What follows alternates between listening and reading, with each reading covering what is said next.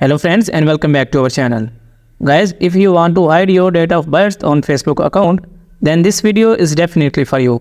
Because in this video, I will show you how to hide your date of birth on Facebook account. So let's start the video. First of all, open your Facebook application and then click on three lines on top right corner. After that, click on your profile and then click on edit profile. After that, scroll down and click on edit your about info. After that, you can see here basic info and here your date of birth is present. Click on edit. And then on the first portion, you can see birthday. And click on friends of friends and select only me. Click on second option, friends of friends, and select only me.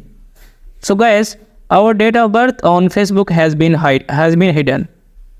In this way, you can hide your date of birth on Facebook.